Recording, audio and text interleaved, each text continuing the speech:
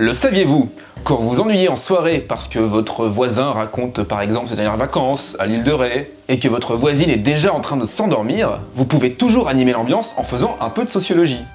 Et pour ça, c'est très simple. Suivez notre tuto, vous allez faire des étincelles. Commencez d'abord par demander à chacun son prénom, s'il n'est pas déjà écrit sur un gobelet au marqueur. Et lancez-vous dans un numéro de divination qui va épater tout le monde. Vous voulez en savoir plus sur la méthode? Alors regardez cette vidéo et fait garantie en quelques minutes.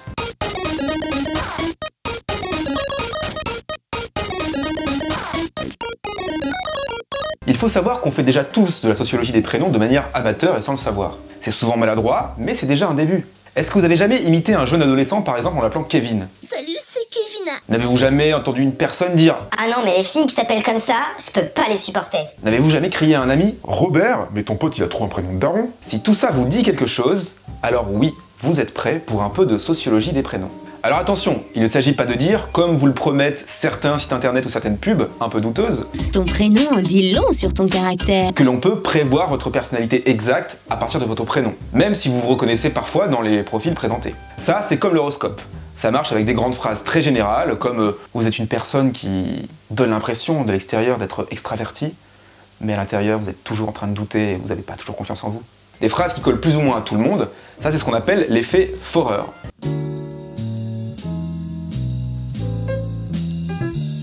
Alors, l'effet foreur, ça n'a rien à voir avec l'émission Fan 2. Ça, c'était Séverine Ferrer, vous vous plantez complètement. Non, l'effet foreur, du nom de son inventeur, le psychologue Foreur, qui l'a lui-même appelé effet Barnum, mais qu'après, enfin, on est revenu en... Enfin bref. C'est le principe qui veut que les gens acceptent une vague description de personnalité comme quelque chose qui s'applique particulièrement à eux. Foreur, en 1949, il a fait un test comme ça à ses étudiants, il leur a fait passer un test de personnalité, genre voilà, machin, répondez aux questions et tout. Il en avait rien à foutre des résultats, il a pris juste une définition d'horoscope de truc, il a donné la réponse la même à tous les étudiants en disant voilà c'est le résultat de votre test de personnalité, ça vous fait plaisir et tout. Notez de 0 à 5 à quel point vous pensez que ça vous convient, ça s'applique à vous-même. Eh bien la moyenne sur tous les étudiants était de 4,2 sur 5. Donc on va pas vous faire de fausses promesses. Mais il s'avère qu'observer les prénoms, leur évolution, leur répartition, les croiser avec d'autres variables comme l'âge, la géographie ou la classe sociale, ça en dit très long sur une société donnée. C'est par exemple le thème de la chanson d'Oldelaf, Les filles qui s'appellent Valérie, dans lequel on peut entendre « Les filles qui s'appellent Valérie sont nées sous Georges Pompidou, rêvaient de Tom Cruise dans Cocktail en écoutant Marcia Baila ».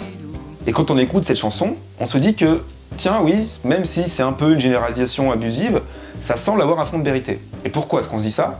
Parce que si on regarde les chiffres, le prénom Valérie était un prénom peu donné avant la fin des années 60. Vous êtes un homme du passé. Et peu donné depuis. C'est typiquement un prénom de mode, qui fait que l'on peut, avec quasi-certitude, situer dans le temps les gens qui sont nommés ainsi, comme on peut le voir sur ce magnifique graphique que nous avons fait pour vous. Dans les sciences humaines, on aime bien pouvoir étudier plein de choses avec une seule variable qui montre beaucoup de choses. Pour Marx, par exemple, c'était les rapports de classe, entre classes sociales, qui expliquaient tout dans une société, depuis le travail jusqu'aux formes artistiques d'une époque. Alors on n'en est pas là avec le prénom, mais en France, un sociologue s'est penché sur l'étude des prénoms, alias l'onomastique.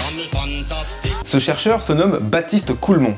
Il nous montre qu'on en apprend beaucoup sur notre évolution collective avec ce simple petit prénom que vos parents vous ont donné à la naissance, en pensant sûrement être hyper originaux. Vous avez peut-être déjà entendu parler du travail de ce chercheur d'ailleurs parce qu'il est assez souvent sollicité par les médias, notamment chaque année pour ce qui est devenu un véritable marronnier, où on demande à ce chercheur de venir parler des prénoms qui réussissent le mieux au bac.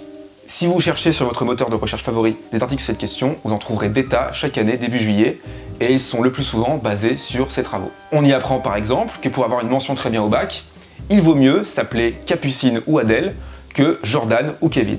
Alors bien sûr, il n'y a rien de magique là-dedans, pas de prédestination, mais le fait que les prénoms obéissent à une logique sociale. Certaines classes sociales vont donner des prénoms rares à leurs enfants pour se distinguer des autres, et vont arrêter quand les autres franges de la population vont les adopter. Et comme les classes sociales les plus aisées sont celles qui ont la meilleure réussite au bac, on peut le voir au travers du nom qu'ils donnent à leurs enfants. C'est donc pas l'effet des prénoms qu'on observe, mais l'effet de l'inégale répartition des chances qui se fait voir à partir de ce critère d'observation. En effet, les classes ont tendance à se reproduire entre elles, au sens propre, c'est ce qu'on appelle l'homogamie, et ces mêmes classes s'entraînent du fait qu'on favorise ceux qui nous ressemblent. C'est un effet de réseau qui peut conduire à des formes de discrimination, par le prénom notamment. Le prénom est un marqueur de l'identité, il nous impose un sceau que l'on va porter et qui va avoir des conséquences importantes, en plus des autres sources de différences qu'on peut avoir dans une vie. Dans son livre génial sur le sujet, Sociologie des prénoms, Baptiste Coulmont montre que depuis le milieu du XXe siècle, le prénom est devenu un objet de mode comme les autres, qui répond au mouvement de la société. Auparavant, le prénom était avant tout hérité. On prenait le prénom de son père. Ou du grand-père. Et on se posait pas vraiment plus de questions. Mais avec les nouvelles formes identitaires, le prénom devient un des éléments d'une identité revendiquée. Et qui dit mode, dit cycle, avec des prénoms qui font des pics, pendant que d'autres s'écroulent, et puis le cycle recommence. Michel, par exemple, c'est les années 40. Philippe, les années 60. Christophe, les années 70. Kevin, la fin des années 80. Certains prénoms, par contre, ne bougent pas trop. Marie reste, depuis la fin de la Seconde Guerre mondiale, l'un des prénoms les plus donnés en France. Et d'autres disparaissent sans jamais trop revenir. On attend encore le retour de Robert ou Chantal, mais on y croit. J'y crois à mort. On voit aussi apparaître au fil du temps de plus en plus de prénoms rares qui montrent une volonté des familles de s'individualiser, de rendre leur enfant le plus unique possible. Ainsi, entre 1946 et 1970, il suffisait d'une liste de 40 prénoms pour pouvoir nommer la moitié de la population de la région Bretagne. En 2002, il en fallait déjà 109. Ça veut dire qu'il y a plus en plus de prénoms portés par moins en moins de gens. Mais justement, on était en Bretagne, alors restons-y un petit peu. En passant, pensez à ranger vos drapeaux pendant les festivals et vos autocollants à l'Esbraise surtout, s'il vous plaît, merci. En Bretagne, donc, on peut observer des choses passionnantes du point de vue de l'histoire de cette région. Je l'ai dit, on voit arriver depuis les années 60-70 des revendications identitaires plus fortes qu'avant, plus individuelles. Avant, on avait ses parents, sa religion, sa nation, et puis basta, ça disait qui on est. Mais depuis quelques années, on veut de plus en plus montrer que nous sommes des individus uniques et appartenir à des groupes plus petits que les États. C'est par exemple l'arrivée massive des revendications territoriales. Les Basques, les Corses, le FLNJ, les Ardéchois et les Bretons. Et ça, on l'observe très bien avec les prénoms. Même certains Bretons vous diront que l'âme celtique millénaire et la galette aux sarrasins sont dans leur famille depuis 50 générations, en réalité, ce type de revendication identitaire est assez récente et est liée à l'évolution de notre société. On voit apparaître du coup, depuis l'après-guerre, un vrai regain des prénoms régionaux, comme Gwenaël ou Maël, avant qu'ils se répandent ensuite dans toute la population.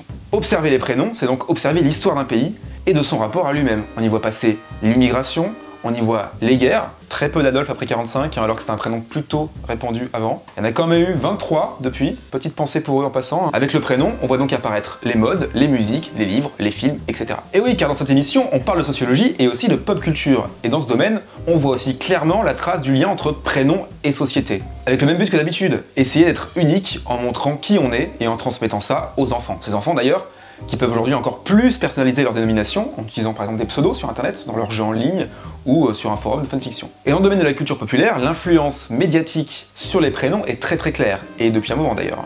Il suffit de voir la montée du prénom Johnny dans les années 60, alors qu'il était très rare en France à cette époque. On peut d'ailleurs s'attendre à un pic en 2018. Aujourd'hui, on voit point de nouveaux prénoms, comme Daenerys, et puis, quasiment inconnu auparavant en France, le prénom Enzo est devenu un énorme succès après la sortie du Grand Bleu de Luc Besson. Les phénomènes des années 90 ont aussi marqué les futurs parents, comme l'atteste la popularité du fameux Jordi, et bien sûr de l'inévitable Kevin, qui suit le succès des séries télévisées de l'époque, comme Les Années Coup de Cœur, le succès des boys bands bien sûr aussi, un des chanteurs des Backstreet Boys se nommait Kevin, et puis aussi le succès de l'acteur Kevin Costner dans les années 90. On se croit original, et on voit qu'en fait, on suit les tendances et les inspirations liées à d'autres individus. Ça fait mal, je sais, c'est ça le premier effet, sociologie.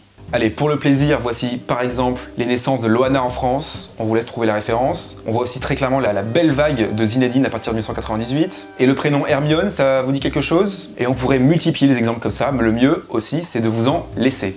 Bon à savoir, le fichier des prénoms français est accessible à tous sur le site data.gouv et c'est une donnée ouverte, donc il ne faut pas hésiter à s'en servir, comme nous l'avons fait pour vous préparer cet épisode. Vous avez donc dans ce fichier texte les 50 000 prénoms donnés aux garçons et aux filles en France depuis le début du XXe siècle. Il y a quelques petites erreurs, mais il est très bien fait, il est tout à fait exportable gratuitement pour en faire des listes, des graphiques, des animations, pour vous amuser en soirée, pour regarder des prénoms que vous avez envie de regarder. Donc maintenant c'est à vous de jouer, cherchez, fouillez, trouvez des noms originaux, montrez-nous l'influence de votre jeu vidéo préféré, de votre livre, de votre série, et dites-le nous dans les commentaires. Et n'oubliez pas surtout de vous en servir en soirée, car la sociologie ça sert aussi à ça, c'est à chacun de s'en emparer. Voilà, merci à tous et à toutes d'avoir regardé cette vidéo, n'oubliez pas de partager vos trouvailles en commentaire, faites passer cette vidéo à vos amis qui ont des prénoms bizarres, ils se sentiront un peu moins seuls, et courage à eux, et rendez-vous la prochaine fois pour un nouveau numéro de Monde de Nerd.